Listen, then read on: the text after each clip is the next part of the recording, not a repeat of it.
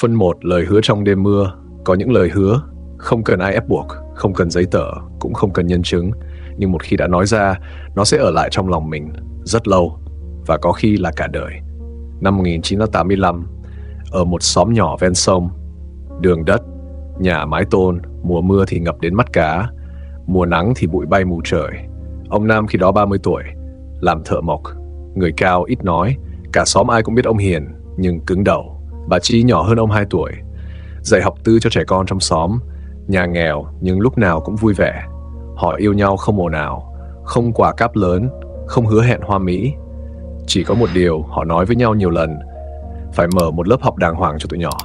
Không phải để làm giàu, không phải để nổi tiếng, chỉ vì họ đều từng bỏ lỡ cơ hội học hành khi còn nhỏ. Bà Chi hay nói, tụi nhỏ trong xóm này không có ngốc, chỉ là không có ai cho chúng cơ hội. Một tối tháng 7, mưa lớn, nước sông dâng cao, căn nhà nhỏ của bà Chi sáng đèn đến khuya. Ông Nam ngồi sửa lại mấy bộ bàn ghế cũ, định hôm sau sẽ mang qua căn phòng phía sau nhà bà, nơi họ định làm lớp học. Đó là lần đầu tiên họ có một không gian thật sự, không còn phải mượn nhà người khác, không còn dạy tạm ở hiên nhà. Bà Chi đứng ở cửa nhìn ông, ánh đèn vàng hắt lên gương mặt mệt mỏi của bà. Mấy tuần gần đây, bà hay đau ngực, nhưng bà giấu đi.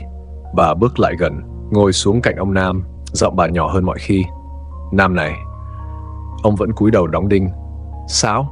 Lỡ một ngày em không còn dạy được nữa. Ông dừng tay, ngẩng lên. Em nói gì kỳ vậy? Bà Chi không cười, chỉ nhìn ông rất lâu. Anh hứa với em một chuyện được không? Ông thở dài. Chuyện gì? Nếu em không còn, anh thay em giữ lớp học này. Dù có khó, cũng đừng để nó dừng lại. Mưa ngoài kia nặng hạt hơn. Ông Nam im lặng. Trong đầu ông khi đó không nghĩ đến cái chết. Ông chỉ nghĩ bà Chi lại lo xa, nhưng ánh mắt bà Chi không phải ánh mắt của người nói chơi. Ông đặt chiếc búa xuống, nắm tay bà. Anh hứa. Chỉ 2 chữ. Không nói thêm gì nữa. Không ai biết. Đó là lời hứa cuối cùng ông nói với bà Chi khi bà còn sống. 3 tháng sau, tai nạn xảy ra trên con đường trơn trượt lúc sáng sớm. Bà Chi không kịp đến lớp. Căn phòng phía sau nhà vẫn còn mùi gỗ mới. Mấy bộ bàn ghế ông Nam làm vẫn chưa kịp sơn. Đám tang diễn ra lặng lẽ. Không ai nhắc đến lớp học, không ai nhắc đến lời hứa. Người ta chỉ nói Nam còn trẻ, rồi sẽ cưới người khác thôi. Ông Nam đứng lặng trước bàn thờ, không khóc lớn, chỉ nhìn tấm ảnh. Trong đầu ông vang lại một câu: đừng để lớp học dừng lại. Đêm hôm đó, sau khi mọi người đã về, ông mở cửa căn phòng phía sau nhà bà Chi. Bóng tối đặc quánh. Ông tìm cây đèn dầu, châm lửa. Ánh sáng nhỏ nhưng đủ soi rõ mấy bộ bàn ghế gỗ. Ông đứng giữa căn phòng trống. Gió lùa qua khe cửa. Ông nói rất khẽ: anh sẽ giữ. Không phải giữ bà, không phải giữ tình yêu, mà giữ một điều bà mong mỏi. Từ đêm đó, đèn trong căn phòng ấy không tắt nữa. Dù không có học trò, dù chưa có ai đến, ông vẫn thắp đèn mỗi tối. Hàng xóm bắt đầu bàn tán: giữ làm gì nữa, người mất rồi. Nhưng ông Nam không trả lời, vì có những thứ người ngoài không hiểu, và có những lời hứa chỉ người trong cuộc mới biết nó nặng đến mức nào. Một tuần sau, ông đi từng nhà trong xóm, gõ cửa. Nếu con anh chị chưa biết chữ, tối cho nó qua học. Không thu tiền, không bảng hiệu, chỉ là một căn phòng có đèn. Tối hôm đó, có 4 đứa trẻ đến, ngồi rụt rè trên ghế. Ông Nam đứng trước bảng, tay cầm viên phấn. Ông không phải thầy giáo. Ông nói chậm, viết chữ còn run. Nhưng ông nhớ bà Chi từng nói, dạy chữ không phải dạy cho đúng, mà dạy cho người ta tin mình có thể. Ông viết chữ A đầu tiên, rồi quay lại nhìn mấy đứa nhỏ. Trong khoảnh khắc đó, ông thấy căn phòng không còn trống nữa. Đêm muộn, sau khi lũ trẻ về hết, ông ngồi lại một mình. Nghe tiếng mưa lách tách trên mái tôn. Ông tự hỏi, liệu mình có đủ sức không? Vì giữ một lời hứa không khó ở lúc nói, khó ở chỗ phải giữ khi chỉ còn một mình. Và ông không hề biết những năm tháng phía trước sẽ không chỉ là khó khăn, mà còn là thử thách đủ để khiến một người phải nghi ngờ chính ý nghĩa cuộc đời mình. Nhưng đó là câu chuyện của những ngày sau. Còn lúc này, đèn trong lớp học nhỏ vẫn đang sáng, và một lời hứa vừa bắt đầu. Ở phần tiếp theo, chúng ta sẽ bước vào những năm tháng đầu tiên khi ông Nam bắt đầu giữ lời trong cô độc, thiếu thốn và giữa những lời cười nhạo của cả xóm. Phần 2. Giữ lời trong những ngày không ai tin. Giữ một lời hứa trong vài ngày đầu không khó. Khó là khi ngày thứ 10 đến. Rồi ngày thứ 100, rồi 1 năm trôi qua mà không có ai nhắc lại lời hứa đó nữa. 4 đứa trẻ tối đầu tiên hôm ấy không phải tối nào cũng đến. Có hôm chỉ còn 2 đứa, có hôm không đứa nào. Ông Nam vẫn thắp đèn, vẫn mở cửa, vẫn lau bảng. Căn phòng nhỏ phía sau nhà bà Chi bắt đầu có mùi của phấn trắng và gỗ ẩm. Ông không phải thầy giáo chuyên nghiệp, chữ ông không tròn, giọng ông không truyền cảm, ông dạy chậm, rất chậm. Nhưng ông kiên nhẫn, vì mỗi lần một đứa trẻ đánh vần được một chữ, ông lại nghe như có ai đó đang đứng phía sau mình, không nhìn thấy, nhưng rất rõ. Những ngày đầu, người ta còn tò mò, Nam dạy thiệt hả? Thử coi được bao lâu.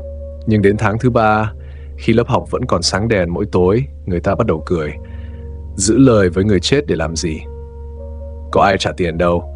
Lo kiếm vợ đi, 30 mấy rồi. Ông nghe hết. Có hôm đi ngang quán nước đầu xóm, nghe người ta nói thằng này chắc chưa vượt qua được. Ông không cãi, chỉ cúi đầu đi tiếp. Vì ông biết, giải thích không làm người khác hiểu hơn, chỉ có thời gian mới trả lời được. Mùa mưa năm đó dài hơn mọi năm. Nước sông dâng cao, căn phòng dột nhiều chỗ. Có hôm ông đang dạy thì nước nhỏ xuống bàn, lũ trẻ nhích ghế vào gần nhau.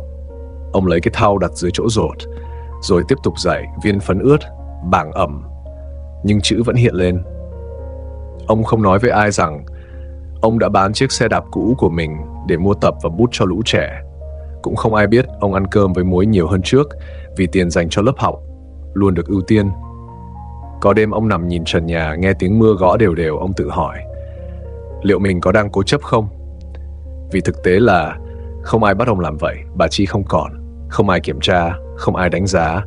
Ông hoàn toàn có thể dừng lại, chỉ cần một câu, thôi, mình đã cố. Nhưng mỗi lần nghĩ đến chuyện đó, ông lại nhớ đến ánh mắt bà tối hôm mưa. Không phải ánh mắt của người yêu, mà là ánh mắt của người gửi gắm. Rồi một buổi tối, có chuyện xảy ra. Một người cha say rượu bước vào lớp. Ông ta kéo tay đứa con trai đang ngồi học. Về, ở đây học hành gì, mai theo tao đi phụ hồ. Căn phòng im lặng, mấy đứa trẻ khác cúi đầu. Ông Nam đứng trước bảng, tay cầm phấn. Ông không lớn tiếng, chỉ bước xuống, nói chậm. Nó học xong chữ, mai vẫn phụ hồ được. Người đàn ông cười khẩy. Ông nuôi nó á? Ông Nam im lặng vài giây, rồi nói, nếu anh không nuôi được chữ cho nó, để tôi. Câu nói ấy làm cả căn phòng lặng đi. Người đàn ông nhìn ông, rồi buông tay con, chửi thề một câu, bỏ đi. Đứa bé ngồi xuống lại, không khóc, chỉ cúi đầu. Ông Nam quay lên bảng, viết tiếp chữ còn dang dở. Nhưng tối đó, khi lũ trẻ đã về hết, ông ngồi rất lâu. Lần đầu tiên ông cảm thấy lời hứa của mình không còn là chuyện riêng giữa ông và bà Chi nữa. Nó bắt đầu va chạm với đời thật, và đời thật không hiền. Tháng thứ 8, số học trò tăng lên 12 đứa. Căn phòng bắt đầu chật. Có những đứa đi làm cả ngày, tối mới đến học. Có đứa 14 tuổi mới biết viết tên mình. Ông không chê, ông chỉ dạy. Nhưng cơ thể ông bắt đầu mệt. Ban ngày làm mộc, tối dạy học. Có hôm đang viết, tay ông run. Ông nhìn xuống, thấy những vết chai sần cũ nứt ra vì ẩm ướt. Ông nghĩ, chắc Chi sẽ mắng mình ngu. Rồi ông mỉm cười một mình. 1 năm tròn kể từ ngày bà mất, không ai trong xóm còn nhắc đến chuyện ông sẽ cưới vợ, vì ai cũng hiểu ông đã chọn rồi. Không phải chọn cô đơn, mà chọn trách nhiệm. Đêm hôm đó, ông mua một bó nhang, đặt trước di ảnh bà Chi, không nói nhiều. Chỉ nói, anh chưa để đèn tắt. Rồi ông quay lại lớp, viết lên bảng một câu, muốn thay đổi đời mình, phải biết chữ. Ông nhìn dòng chữ ấy rất lâu. Không phải vì nó hay, mà vì lần đầu tiên ông hiểu, giữ lời không còn là để hoàn thành điều đã hứa. Giữ lời là để sống đúng với con người mình muốn trở thành. Nhưng cuộc sống không phải lúc nào cũng cho người ta yên ổn. Những năm tháng đầu tiên ấy mới chỉ là thử thách nhẹ. Phía trước còn một biến cố khác, lớn hơn, đủ để khiến ông Nam lần đầu tiên nghĩ đến việc buông bỏ. Và khi điều đó xảy ra, lời hứa 4 chữ năm xưa sẽ bị thử thách đến tận cùng. Ở phần tiếp theo, chúng ta sẽ bước vào giai đoạn khi lớp học nhỏ bắt đầu được nhiều người biết đến, và cũng là lúc cuộc đời ông Nam rẽ sang một hướng không ai ngờ tới. Phần 3, khi ánh sáng bắt đầu được nhìn thấy. Có những việc lúc bắt đầu không ai tin, nhưng khi nó tồn tại đủ lâu, người ta buộc phải nhìn. Năm thứ 3 kể từ ngày bà Chi mất. Căn phòng phía sau nhà không còn trống như trước. Mỗi tối gần 20 đứa trẻ ngồi kín ghế.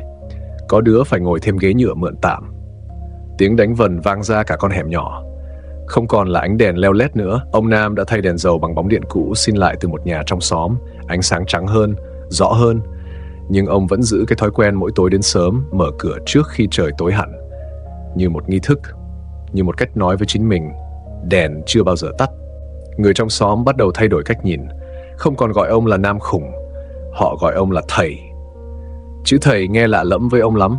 Ông chưa bao giờ nghĩ mình là thầy giáo, ông chỉ là người giữ lời. Nhưng khi một đứa trẻ viết được tên mình chạy về khoe với mẹ, người mẹ ấy sáng hôm sau mang sang cho ông bó rau nói nhỏ, nhờ thầy ạ. Ông mới hiểu, có những việc mình làm dù không mong đợi sự công nhận, nhưng khi nó đến, vẫn khiến tim mình ấm lại. Rồi một chuyện xảy ra. Một trong những đứa trẻ đầu tiên ông dạy, thằng Minh, thi đậu vào trường cấp 3 trên huyện. Nó là đứa từng suýt bỏ học vì cha say rượu, là đứa tối nào cũng đến lớp sớm nhất. Hôm nhận giấy báo, nó chạy thẳng đến lớp, thở hổn hển. Thầy Nam, con đậu rồi. Ông Nam đứng lặng vài giây. Ông không nhảy lên vui mừng, không ôm chầm lấy nó. Ông chỉ đặt tay lên vai nó, nói chậm, rất tốt. Nhưng tối đó, khi về nhà một mình, ông ngồi rất lâu trước tấm hình bà Chi. Ông nói khẽ, Chi à, tụi nhỏ bắt đầu tốt hơn rồi. Đó là lần đầu tiên ông cảm nhận rõ ràng rằng lời hứa của mình đang tạo ra kết quả. Không phải kết quả cho ông, mà cho người khác. Nhưng khi ánh sáng bắt đầu được nhìn thấy, bóng tối cũng bắt đầu kéo đến. Một buổi chiều, có người từ xã đến. Họ hỏi giấy phép mở lớp, hỏi giấy đăng ký, hỏi chứng nhận giảng dạy. Ông Nam lúng túng. Ông chưa từng nghĩ đến chuyện đó. Ông chỉ mở lớp vì một lời hứa không biển hiệu, không thủ tục. Người cán bộ nói thẳng, ông dạy tự phát như vậy là không đúng quy định. Ông im lặng. Lần đầu tiên sau nhiều năm, ông cảm thấy mình nhỏ lại. Vì ông không sai về mặt đạo đức, nhưng có thể sai về mặt pháp lý. Người cán bộ không làm khó, chỉ nhắc nếu muốn tiếp tục phải xin phép, không thì dễ bị đình chỉ. Đêm đó, ông ngồi trong lớp học, nhìn từng vết xước trên bàn gỗ. Lần đầu tiên ông thấy lớp học này không chỉ mong manh vì tiền bạc, nó mong manh vì quy định, vì giấy tờ, vì những thứ ông không hiểu rõ. Ông nghĩ, có khi nào mình giữ lời bằng cách sai không? Những ngày sau, ông chạy lên xã, xuống huyện, hỏi thủ tục, hỏi giấy phép, có người giúp, có người thờ ơ. Ông không quen điền giấy tờ. Chữ viết tay của ông đẹp hơn chữ trên đơn hành chính, nhưng ông vẫn học, từng dòng một, vì ông hiểu, giữ lời không chỉ là cố gắng, giữ lời còn là học cách thích nghi. Một tháng trôi qua, lớp học được chấp nhận như một điểm hỗ trợ học tập cộng đồng, không chính thức, nhưng đủ để không bị đóng cửa. Ngày cầm tờ giấy xác nhận trên tay, ông không thấy tự hào, ông chỉ thấy nhẹ nhõm, vì ông biết một cơn sóng đã qua. Nhưng ông cũng bắt đầu nhận ra một điều, lớp học này đang lớn hơn ước mơ ban đầu. Và khi nó lớn hơn, nó cũng cần nhiều hơn, nhiều tiền hơn, nhiều sức hơn và nhiều thời gian hơn. Còn ông đang già đi từng ngày.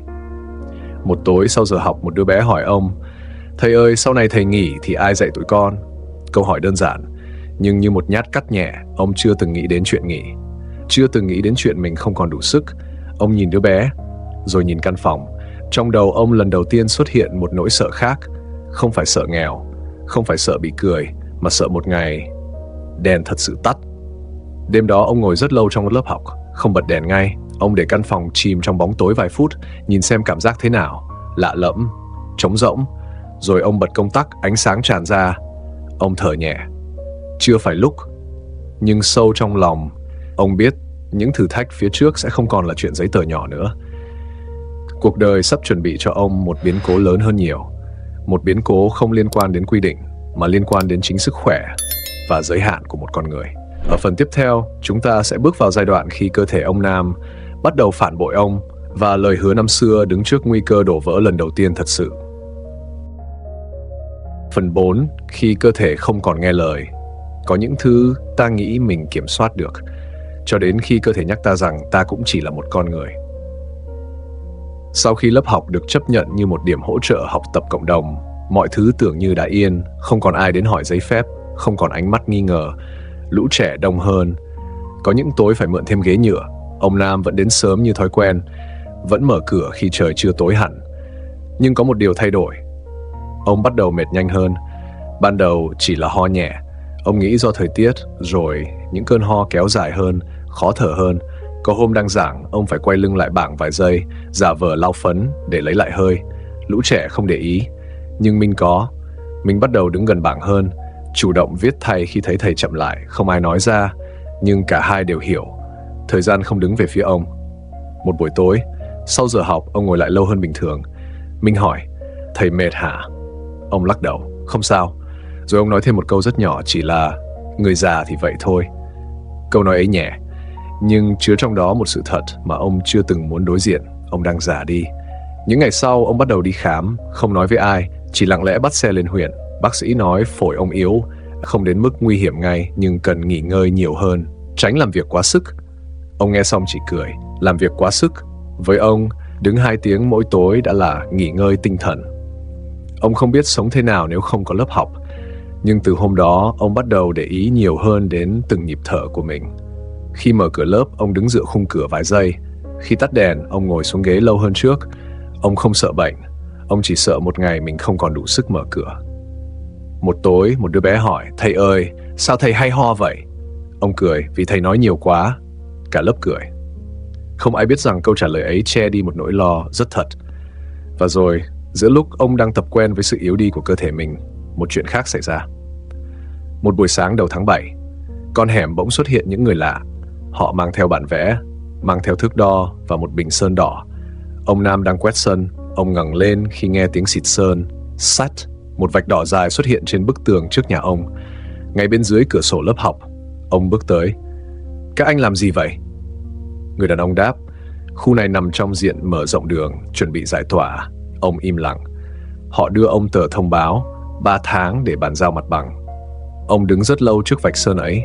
Nó không lớn, chỉ một đường chéo đỏ, nhưng với ông nó giống như một vết cắt. Căn phòng phía sau nhà, nơi ông đã giữ ánh đèn suốt 4 năm qua, đang bị đặt dấu chấm hỏi. Tối hôm đó, ông vẫn mở lớp như bình thường, không nói gì. Nhưng khi nhìn ánh đèn trắng chiếu xuống bàn ghế, ông chợt nhận ra, cơ thể yếu đi, ông còn có thể cố. Nhưng nếu mái nhà này biến mất, ông lấy gì để giữ lời với bà Chi? Mình biết chuyện. Cậu cầm tờ thông báo, đọc đi đọc lại. Thầy, chắc họ làm thật. Ông gật nhẹ. Chắc vậy. Ta phải tìm chỗ khác. Ông không trả lời ngay. Ông nhìn căn phòng nhỏ, nhìn những vết xước trên bàn, nhìn bóng đèn đã thay cách đây 2 năm. Tìm chỗ khác, nói thì dễ, nhưng với tiền đền bù ít ỏi, với sức khỏe đang giảm dần, ông Nam biết mọi thứ sẽ không đơn giản. Những ngày sau, tiếng bàn tán trong xóm nhiều hơn. Người ta tính chuyện chuyển đi, tính chuyện mua nhà mới. Còn ông chỉ tính một điều. Nếu lớp học không còn ở đây, ông có còn là người giữ lời hứa? Hay chữ tín của ông chỉ tồn tại khi có 4 bức tường này? Một buổi tối, khi lớp đã tan, ông ở lại một mình.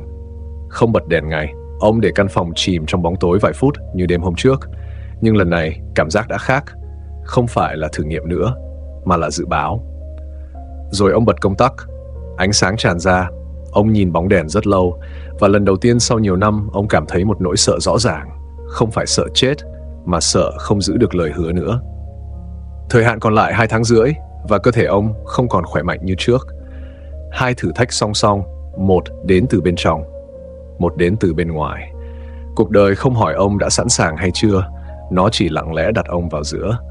Ở phần tiếp theo, khi thời gian bắt đầu đếm ngược thật sự, ông Nam sẽ phải đối diện với câu hỏi khó nhất: giữ lời bằng mọi giá, hay chấp nhận rằng có những thứ vượt khỏi sức mình. Phần 5. Giữ lời, nhưng không phải giữ bằng mọi giá. Có những thời điểm trong đời, người ta không còn đứng trước một lựa chọn đơn giản giữa đúng và sai, mà là giữa cố chấp và sự trưởng thành. 2 tháng rưỡi, đó là khoảng thời gian còn lại trên tờ thông báo giải tỏa. Con số ấy không dài, nhưng cũng không ngắn. Nó giống như một chiếc đồng hồ cát đang lật ngược. Mỗi ngày trôi qua, ông Nam đều nghe rõ tiếng cát rơi. Vạch sơn đỏ trên tường đã khô, lũ trẻ vẫn đến học.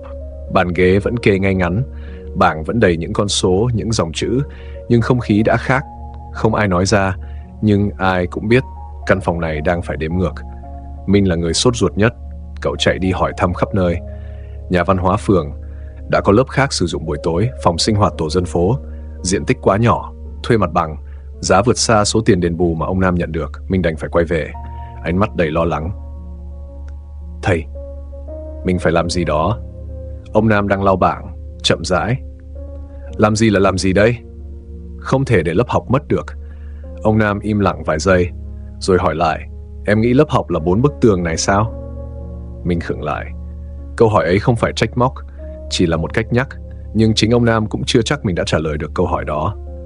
Cơ thể ông yếu dần rõ rệt, những cơn ho kéo dài hơn. Có hôm ông phải ngồi xuống giữa giờ. Lũ trẻ bắt đầu nhìn nhau lo lắng, ông vẫn cười, vẫn nói thầy ổn mà. Nhưng chính ông cũng biết sức khỏe mình không còn như trước. Và lúc này, ông bắt đầu hiểu ra một điều: giữ lời không có nghĩa là phải ép bản thân đến kiệt sức. Một buổi tối, sau giờ học, Min ở lại. Căn phòng chỉ còn 2 người. Tiếng quạt kêu đều đều. Thầy, Min nói chậm lại, nếu thầy không khỏe, mình dừng một thời gian cũng được. Ông Nam nhìn Min, ánh mắt không giận, chỉ là nhìn lâu và sâu hơn một chút. Dừng rồi, có quay lại được không? Min không trả lời, bởi cả hai đều biết cuộc đời không phải lúc nào cũng cho ta cơ hội tạm dừng.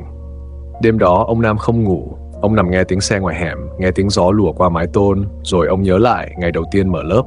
Không có bảng hiệu, không thu học phí, chỉ có một bóng đèn trắng và một quyết định đơn giản: nếu mình có thể giúp thì mình giúp. Không ai bắt ông hứa, không ai ép ông giữ. Lời hứa ấy là với chính ông. Sáng hôm sau, ông Nam gọi Minh lại, giọng ông vẫn trầm. Em nghĩ lớp học tồn tại vì điều gì? Minh trả lời ngay, vì thầy. Ông lắc đầu, không, vì tụi nhỏ. Ông dừng lại, và vì có người tiếp tục. Mình im lặng. Ông nói tiếp, chậm rãi. Nếu một ngày thầy không còn mở cửa, mà đèn vẫn sáng, thì lời hứa vẫn còn. Câu nói ấy không nặng, nhưng khiến Minh thấy cổ họng nghẹn lại. Những ngày sau đó, ông Nam bắt đầu làm một việc ông chưa từng nghĩ tới. Ông để Minh đứng lớp nhiều hơn. Ban đầu chỉ là 15 phút cuối giờ, rồi nửa buổi, rồi cả buổi. Ông ngồi ở cuối lớp, quan sát, không can thiệp, chỉ lắng nghe. Minh giảng bài còn vụng về, chữ viết chưa đẹp, cách nói chưa tròn, nhưng ánh mắt cậu giống ông ngày trước, có sự tin tưởng và có sự kiên nhẫn. Một buổi tối, khi lớp tan, ông nói, mai thầy lên phường. Làm gì ạ? Xin họ cho mượn tạm phòng họp vào buổi tối, 3 tháng. Minh ngạc nhiên, thầy không giữ căn nhà này nữa sao? Ông nhìn vạch sơn đỏ, rồi nhìn căn phòng. Giữ lại bằng cách nào? Ông thở chậm. Có những thứ mình không giữ được bằng sức, chỉ giữ được bằng cách buông đúng lúc. Ngày ông lên phường, trời nắng gắt, ông ngồi chờ gần 2 tiếng. Mồ hôi thấm lưng áo, cơn ho dồn lên, nhưng ông không bỏ về. Khi gặp được người phụ trách, ông nói thẳng, tôi không xin tiền, chỉ xin một căn phòng. Người cán bộ nhìn ông một lúc. Có lẽ họ cũng biết về lớp học, có lẽ họ cũng từng nghe con mình nhắc đến thầy Nam. Một tuần sau, ông nhận được câu trả lời. Phường đồng ý cho mượn phòng họp buổi tối. Trong 6 tháng, không thu phí. Tối hôm đó, ông đứng giữa lớp, giọng ông trầm hơn thường ngày. Chúng ta sắp chuyển chỗ học. Cả lớp xôn xao, nhưng sẽ không nghỉ. Ông nhìn từng đứa một. Chỉ là đổi địa điểm, không đổi ánh đèn. Căn phòng im lặng vài giây, rồi có tiếng vỗ tay. Không lớn, nhưng đủ để ông thấy tim mình ấm lại. Còn 1 tháng, ông bắt đầu dọn dẹp. Bàn ghế nào còn dùng được, ông xin chuyển đi. Bảng đen được tháo xuống cẩn thận. Mỗi lần tháo một con ốc, ông đều dừng lại vài giây. Ông nhớ đến bà Chi. Không phải tiếc nuối, mà để ghi nhớ. Ngày cuối cùng ở căn nhà cũ, ông không bật đèn ngay. Ông đứng giữa căn phòng tối. Như đêm đầu tiên ông thử tắt điện. Nhưng lần này ông không sợ, vì ông biết ánh sáng không phụ thuộc vào căn phòng này nữa. Ông bật công tắc, ánh đèn sáng lên lần cuối. Ông mỉm cười. Thầy đã giữ lời hứa, không phải bằng cách bám chặt ở đây, mà bằng cách rời lớp học đi. Nhưng cuộc đời không dừng lại ở đó. Cơ thể ông vẫn yếu.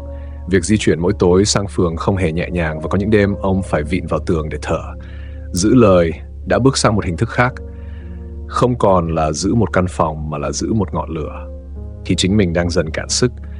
Ở phần tiếp theo, khi lớp học bắt đầu ở một nơi mới và cơ thể ông Nam bước vào giai đoạn thật sự báo động, ông sẽ phải đối diện với câu hỏi cuối cùng: giữ lời có nhất thiết phải do chính mình hoàn thành? Phần 6, khi ngọn lửa không còn nằm trong tay mình. Phòng họp của phường không giống căn phòng cũ, nó rộng hơn và sáng hơn. Có quạt trần chạy êm, có cả máy chiếu treo trên cao, nhưng nó thiếu một thứ, thiếu mùi quen thuộc của những năm tháng đã in vào tường. Ngày đầu tiên chuyển đến, lũ trẻ ngồi rụt rè, Minh đứng ở bảng, ông Nam ngồi phía dưới. Không phải vì ông muốn đổi vị trí, mà vì ông buộc phải vậy. Quãng đường từ căn hộ nhỏ đến phường không xa, chỉ 15 phút đi bộ, nhưng với ông, mỗi bước chân đều nặng hơn trước. Cơn ho đến bất chợt. Có hôm ông phải dừng lại giữa đường, vịn vào cột điện chờ nhịp thở dịu xuống. Ông không nói với Minh, cũng không nói với ai. Vì ông biết, khi người ta bắt đầu lo cho mình, người ta sẽ bắt đầu tính chuyện thay mình. và ông chưa sẵn sàng cho điều đó. Lớp học ở nơi mới dần ổn định, sĩ số vẫn đủ, thậm chí có thêm vài đứa mới. Tin đồn về lớp học miễn phí chuyển sang phường lan ra. Ông nhìn cảnh đó và lần đầu tiên trong nhiều tháng, ông thấy nhẹ nhõm. Nhẹ vì biết ánh đèn đã không bị tắt, nhưng nhẹ không có nghĩa là khỏe. Một buổi tối, giữa giờ học, ông đứng lên góp ý cho mình. Câu nói chưa kịp trọn vẹn, cơn ho kéo đến. Lần này không giống những lần trước, nó dồn dập và kéo dài, khiến ông phải vịn chặt vào mép bàn. Cả lớp im bặt. Minh bước xuống rất nhanh. Thầy ngồi đi. Ông lắc đầu, nhưng chân ông không nghe lời. Ông ngồi xuống. Lần đầu tiên trước mặt học trò, ông để lộ sự yếu đi của mình. Tối đó, Minh đưa ông về, không hỏi ý kiến, chỉ lặng lẽ đi bên cạnh. Về đến cửa, Minh mới nói, thầy không cần phải chứng minh nữa. Ông Nam nhìn cậu. Chứng minh điều gì? Chứng minh là thầy vẫn còn làm được. Câu nói ấy không có ý trách, chỉ là một sự thật. Ông im lặng rất lâu, rồi khẽ đáp, thầy không phải chứng minh với tụi nhỏ. Ông dừng lại, mà là với chính mình. Nhưng cơ thể không thương lượng. Một tuần sau, ông ngất giữa đường, không phải trong lớp, không phải trước mặt học trò, mà trên vỉa hè khi đang đi mua thuốc. Người ta gọi xe cấp cứu. Minh nhận được tin từ bệnh viện. Chẩn đoán lần này rõ ràng hơn, phổi suy giảm chức năng nặng, cần phải điều trị dài hạn, cần hạn chế vận động và cần tránh làm việc vào buổi tối. Bác sĩ nói thẳng, nếu ông vẫn tiếp tục như cũ, sẽ rất nguy hiểm. Ông Nam nằm trên giường bệnh, trần nhà trắng, mùi thuốc sát trùng. Ông nhìn lên đó và lần đầu tiên trong đời ông cảm thấy bất lực, không phải vì bệnh mà vì ông biết thời gian của mình với lớp học đang thật sự rút ngắn lại. Mình ngồi bên cạnh, không nói nhiều, chỉ đặt lên bàn một xấp bài tập, lũ nhỏ gửi thầy. Ông mở ra, chữ viết còn nguệch ngoạc, có tờ chỉ ghi một dòng, thầy mau khỏe để dạy tụi con. Ông khép mắt lại, cổ họng hơi nghẹn. Tối hôm đó, mình nói điều cậu đã suy nghĩ nhiều ngày. Thầy để con đứng lớp chính, thầy đứng ở dưới quan sát con. Ông không trả lời ngay. Ông quay mặt ra cửa sổ. Bên ngoài ánh đèn đường vàng nhạt. Em có chắc không? Mình gật đầu. Con từng được thầy dạy bảo, giờ tới lượt con làm điều này với người khác. Ông Nam thở chậm. Một nhịp, rồi 2 nhịp. Vậy từ mai em đến mở cửa lớp học nhé. Câu nói ấy nhỏ, nhưng nó đánh dấu một chuyển giao lớn. Ngày ông xuất viện, ông không quay lại lớp ngay. Ông ở nhà. Lần đầu tiên sau 4 năm, ông nghe tiếng đồng hồ tích tắc vào buổi tối. Không phải tiếng phấn trên bảng, không phải tiếng trẻ con đọc bài. Ông thấy trống, như thể một phần đời mình vừa bị lấy đi. Minh gửi tin nhắn mỗi tối. Lớp ổn. Hôm nay tụi nhỏ làm được bài khó. Còn bé Lan được điểm 8. Ông đọc từng dòng, không trả lời nhiều, chỉ viết rất tốt. Một tuần sau, Minh mang đến một chiếc điện thoại cũ có gắn camera. Sau này thầy có thể quan sát lớp qua đây. Ông bật màn hình. Hình ảnh hơi mờ, âm thanh không rõ lắm. Nhưng ông thấy Minh đứng trên bục, thấy lũ trẻ giơ tay, thấy ánh đèn sáng. Ông ngồi đó lặng lẽ theo dõi, không can thiệp, không sửa bài, chỉ ngồi quan sát. Và trong khoảnh khắc ấy, ông hiểu ra một điều. Ngọn lửa không còn nằm trong tay mình, nhưng nó vẫn cháy. Một tối khi lớp kết thúc, Minh quay camera về phía học trò. Tụi con nói gì với thầy đi. Cả lớp đồng thanh. Tụi con hứa sẽ cố gắng học tiếp. Ông Nam mỉm cười. Giọt nước mắt rơi xuống rất khẽ. Không phải vì buồn, mà vì ông biết lời hứa của mình đã không còn phụ thuộc vào bản thân của ông nữa. Nhưng sâu trong lòng vẫn còn một câu hỏi chưa dứt. Nếu một ngày ông không còn đủ sức ngồi xem qua màn hình, liệu lớp học có còn nhớ đến người đã thắp đèn? Hay ông sẽ trở thành một ký ức mờ dần theo năm tháng?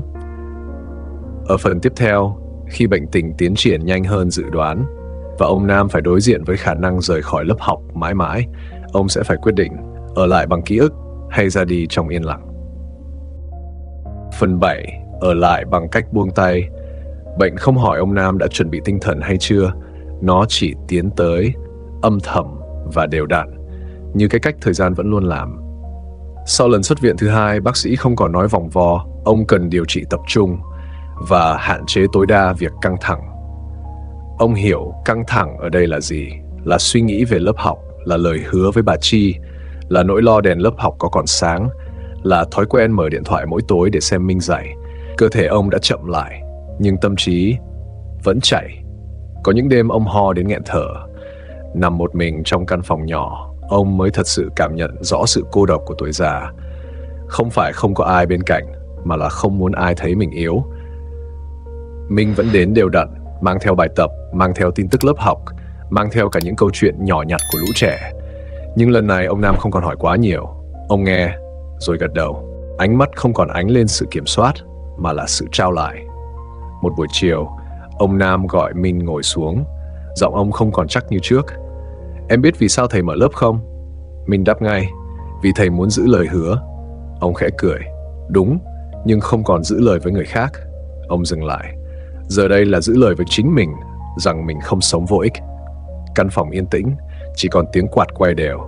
Giờ thầy hỏi em một điều. Minh nhìn ông. Nếu một ngày không còn thầy, em có mở cửa lớp không? Minh không suy nghĩ lâu. Dạ có. Vì thầy hả? Minh lắc đầu. Dạ là vì tụi nhỏ. Ông Nam nhắm mắt lại vài giây. Một câu trả lời đủ để ông yên lòng. Tối hôm đó ông không bật điện thoại xem lớp. Ông nằm yên, nghe tiếng gió ngoài cửa sổ. Lần đầu tiên ông thử sống một buổi tối không có lớp học. Cảm giác trống rỗng ban đầu, nhưng rồi ông nhận ra một điều rất lạ. Thế giới vẫn tiếp tục, và đèn lớp không cần ông chạm tay vào công tắc. Một tuần sau, ông nhờ Minh đưa mình đến lớp, không báo trước cho lũ trẻ. Ông bước vào khi buổi học đã bắt đầu. Cả lớp đứng bật dậy. Chúng em chào thầy.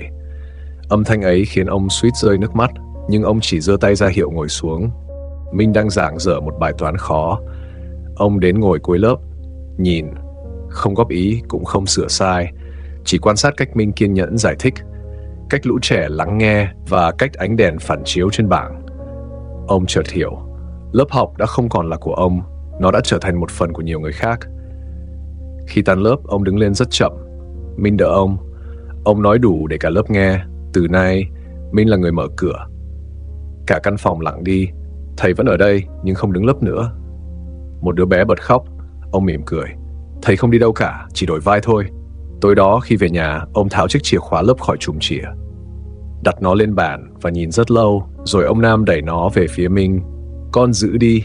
Cử chỉ nhỏ, nhưng là sự chuyển giao lớn nhất trong 4 năm qua. Sức khỏe ông giảm nhanh hơn dự đoán. Những buổi đến lớp thưa dần, rồi dừng hẳn.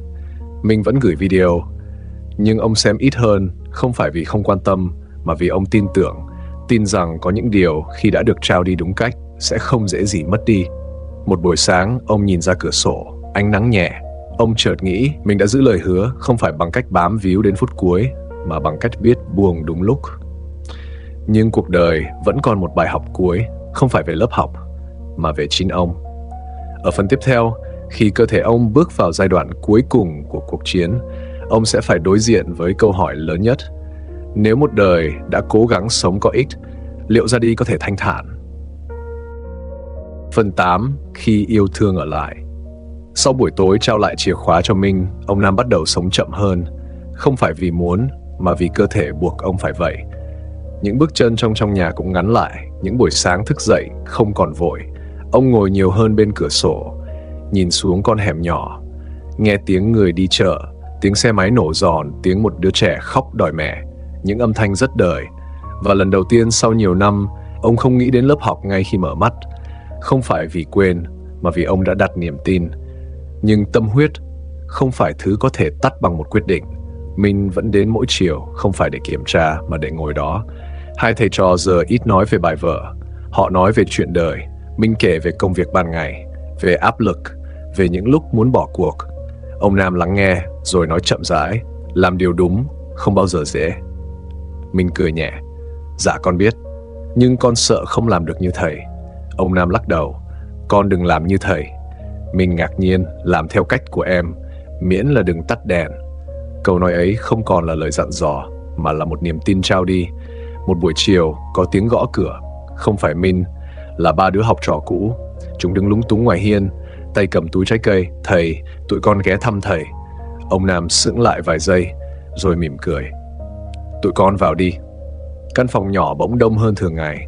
Chúng kể chuyện đi làm thêm, kể chuyện thi đậu trường nghề, kể chuyện một đứa vừa có học bổng. Ông Nam nghe, và ánh mắt ông sáng lên như những năm trước. Một đứa rụt rè nói, thầy, nếu không có lớp, chắc tụi con đã bị thất học lâu rồi. Ông Nam im lặng, bàn tay gầy đặt lên vai nó, là tụi con tự cố gắng. Nhưng trong lòng ông biết, đôi khi chỉ cần một ánh đèn đúng lúc, người ta có thể nhìn thấy cả con đường. Tối hôm đó khi lũ trẻ ra về, ông ngồi đó rất lâu. Nước mắt không rơi, nhưng tim ông đã mềm lại. Ông từng nghĩ mình chỉ là người giữ lời hứa. Giờ ông nhận ra mình đã nhận lại nhiều hơn thế. Bệnh tiến triển chậm nhưng chắc. Bác sĩ bắt đầu nói về những phương án dài hạn, những từ ngữ không ai muốn nghe. Minh có mặt trong buổi tái khám hôm đó. Ra khỏi phòng bệnh, cậu đi chậm hơn. Thầy, mình còn thời gian mà. Ông Nam cười nhẹ. Thời gian ai cũng có. Vấn đề là dùng vào việc gì. Minh không nói thêm, chỉ siết nhẹ tay ông, cử chỉ rất nhỏ, nhưng đủ để ông cảm thấy mình không đơn độc. Một buổi tối mưa, Minh đặt điện thoại trước mặt ông. Thầy xem cái này. Trên màn hình cả lớp đứng thành hàng, mỗi đứa cầm một tờ giấy nhỏ, trúng đồng thanh. Thầy ơi, tụi con vẫn đi học đều đặn. Rồi từng đứa một bước lên. Con hứa sẽ không bỏ giữa chừng. Con hứa sẽ dạy lại cho em con. Con hứa sau này con sẽ mở thêm lớp học. Những lời hứa ngây ngô nhưng rất chân thành. Ông không kìm được nữa. Nước mắt lặng lẽ chảy xuống. Không phải vì yếu đuối, mà vì biết ngọn lửa đã được thắp sáng tiếp tục. Đêm đó ông gọi Minh lại gần. Giọng ông nhỏ hơn trước. Em có biết điều gì làm thầy sợ nhất không? Minh lắc đầu. Thầy không sợ chết. Ông dừng lại thở nhẹ. Thầy chỉ sợ ra đi khi chưa kịp yêu thương đầy đủ. Minh nhìn ông, không hiểu hết.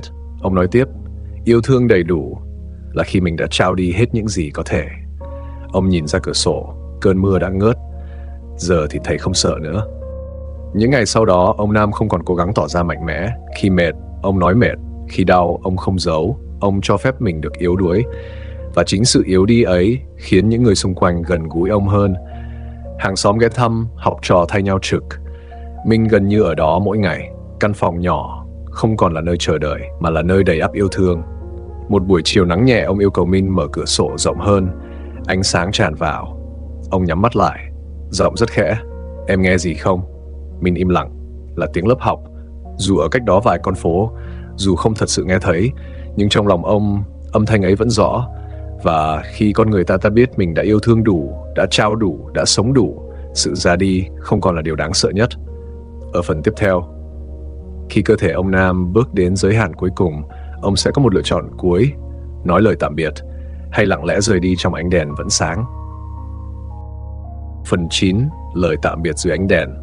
Có những buổi sáng, khi ta thức dậy và biết rằng hôm nay khác với mọi ngày, không phải vì trời mưa hay nắng, mà vì trong lồng ngực mình có một cảm giác rất rõ ràng, một chặng đường sắp khép lại. Sức khỏe ông Nam giảm nhanh trong những tuần sau đó. Ông ăn ít hơn, ngủ nhiều hơn, nói chậm hơn, những câu nói đôi khi phải dừng ở chừng để lấy hơi. Nhưng ánh mắt vẫn sáng khi nghe nhắc đến lớp. Minh bắt đầu hiểu rằng mình không còn nhiều thời gian để chuẩn bị. Không ai thật sự chuẩn bị được cho một lời chia tay, nhất là với người đã thay đổi cuộc đời mình. Một buổi chiều, ông Nam gọi Minh lại gần, đưa thầy đến lớp một lần nữa. Minh sững lại. Thầy, bác sĩ nói. Ông Nam mỉm cười. Thầy không đứng lớp, chỉ đến ngồi một chút. Giọng ông không nài nỉ, không ép buộc, chỉ đơn giản như một mong muốn cuối cùng. Tối hôm đó, Minh đẩy xe lăn đưa ông Nam đến phòng học phường. Căn phòng vẫn sáng đèn như mọi ngày. Lũ trẻ không biết trước. Khi cửa mở ra, cả lớp im bặt, rồi đồng loạt đứng lên. Thầy Nam! Âm thanh ấy vang lên. Không quá lớn nhưng đủ khiến tim ông run nhẹ. Ông Nam không bước lên bục, chỉ ngồi ở cuối lớp, quan sát. Minh tiếp tục bài giảng. Giọng cậu hôm nay vững hơn, chữ viết trên bảng rõ ràng hơn. Lũ trẻ tập trung hơn thường lệ. Không ai nói ra nhưng tất cả đều hiểu. Đây là một buổi tối đặc biệt. Giữa giờ, Minh dừng lại, quay xuống nhìn ông. Thầy có muốn nói gì không? Cả lớp quay lại, những ánh mắt tròn xoe và chờ đợi. Ông Nam chậm rãi đứng lên. Minh đỡ ông. Ông bước vài bước rất ngắn, đứng cạnh bàn đầu tiên. Giọng ông nhỏ nhưng rõ. Thầy không còn dạy được nữa. Căn phòng lặng đi, nhưng thầy chưa từng dạy để các con phụ thuộc vào thầy. Ông dừng lại, thở nhẹ. Thầy dạy để một ngày nào đó các con không cần thầy nữa. Một vài đứa cúi mặt, có tiếng sụt sịt khe khẽ. Ông Nam nhìn từng gương mặt. Đừng học vì thầy mà học vì chính mình. Rồi ông quay sang Minh. Và nếu một ngày Minh mệt, hãy tìm người khác thay thế. Đừng để lớp học chỉ phụ thuộc vào một người.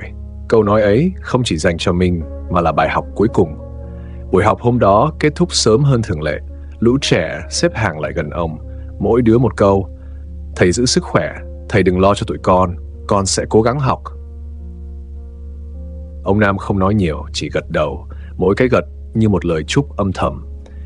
Khi ra về, ông Nam yêu cầu Minh tắt đèn. Căn phòng chìm vào bóng tối vài giây, rồi ông nói, con bật lại đi. Minh bật công tắc, ánh sáng trắng lan ra khắp phòng. Ông mỉm cười. Thầy chỉ sợ một ngày không ai bật nữa. Minh đáp chắc chắn, thầy yên tâm, sẽ luôn có người làm điều đó. Đêm đó khi về nhà, ông mệt hơn mọi lần, nhưng gương mặt ông lại thanh thản. Ông nằm trên giường, nhìn lên trần nhà quen thuộc, không còn lo lắng, không còn tiếc nuối, chỉ còn lại một cảm giác rất lạ và nhẹ nhõm. Vài ngày sau, ông Nam yếu hẳn, hơi thở ngắn, giọng nói gần như thì thầm. Minh ngồi bên cạnh cầm tay ông mở mắt. Lớp học, ổn không? Minh gật đầu. Dạ ổn. Một nụ cười rất khẽ hiện lên. Vậy là được. Đó là câu cuối cùng ông nói trọn vẹn. Ông Nam ra đi vào một buổi sáng yên tĩnh, không ồn ào, không đau đớn kéo dài, chỉ như một người mệt quá và ngủ sâu. Ngoài cửa sổ, nắng vẫn chiếu. Phòng học phường tối hôm đó đèn vẫn bật. Minh đứng trên bục giảng, dừng lại vài giây nhìn xuống lớp, rồi nói chậm rãi. Hôm nay chúng ta học tiếp. Không có bài diễn văn dài, không có nước mắt ồn ào, chỉ có tiếng phấn chạm bảng. Và ánh đèn không tắt. Nhưng câu chuyện chưa dừng ở sự ra đi, vì điều quan trọng nhất không phải là ông đã mất, mà là sau khi ông mất, điều gì còn lại. Ở phần cuối cùng, chúng ta sẽ nhìn lại một đời người và tự hỏi, giữ lời hứa, rốt cuộc là giữ điều gì? Phần 10, ánh đèn sau cùng. Sau đám tang ông Nam, con hẻm nhỏ không còn tiếng người ra vào mỗi tối. Căn phòng ông ở vẫn còn chiếc ghế đặt sát cửa sổ, chiếc bàn gỗ cũ và một chùm chìa khóa, giờ chỉ còn lại chìa khóa nhà. Nhưng ở phòng học phường mà mọi thứ vẫn diễn ra như thường lệ.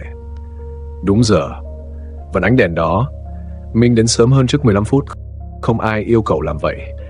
Chỉ là một thói quen cậu đã học được từ ông Nam. Lũ trẻ không còn gọi thầy Nam mỗi khi làm sai. Nhưng đôi khi giữa giờ học, có đứa quay xuống phía cuối lớp, nơi ông từng ngồi. Như thể chỗ ấy vẫn còn ai đó lặng lẽ quan sát. 1 tháng sau ngày ông mất, Minh đề nghị cả lớp làm một việc.